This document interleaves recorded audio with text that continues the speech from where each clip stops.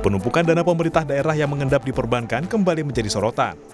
Paling anyar terjadi beda hitungan antara Menteri Keuangan Purubaya Yudi Sadewa, Mendagri Tito Karnavian, dan Gubernur Jawa Barat Deddy Mulyadi.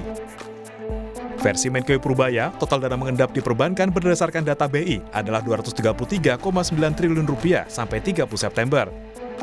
Salah satu dana Pemda yang mengendap adalah milik Jawa Barat. Versi Menkeu Purubaya ada 4,17 triliun, sementara versi Gubernur Deddy 2,38 triliun. Dalam bentuk deposito, mereka menuduh ini orang pusat main bunga nih Pak. Uangnya taruh di sana, pejabatnya minta bunga, dapat kickback kayak gitulah. Jadi ini harus waspadai, betul seperti itu apa enggak. Tapi yang jelas kalau untuk pemerintah pusat akan kita investigasi uang itu uang apa, di mana tempatnya, kenapa deposito segitu banyak.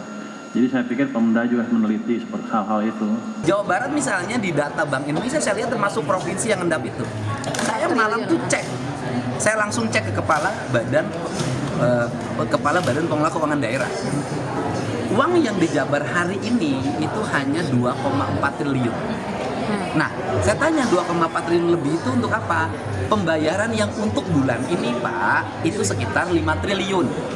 Artinya masih kurang gitu loh. Nunggu dari mana? Nunggu dari dana bagi hasil pemerintah pusat. Bank Indonesia buka suara terkait polemik data simpanan Pemda yang mengendap. Kepala Departemen Komunikasi Bank Indonesia Ramdan Denny Prakoso bilang, BI memperoleh data posisi simpanan perbankan dari laporan bulanan yang disampaikan oleh seluruh kantor bank. Data posisi simpanan perbankan tersebut secara agregat dipublikasikan dalam Statistik Ekonomi dan Keuangan Indonesia. Guru Besar Fakultas Ekonomi dan Bisnis Universitas Indonesia, Profesor Telisa Aulia Valianti menyebut, perbedaan data antara Menkeu dan Deddy Mulyadi kemungkinan besar karena adanya perbedaan waktu dalam melihat data. Perbedaan diduga bisa terjadi karena adanya pengeluaran-pengeluaran yang belum tercatat pada data yang dipakai Kemenkeu.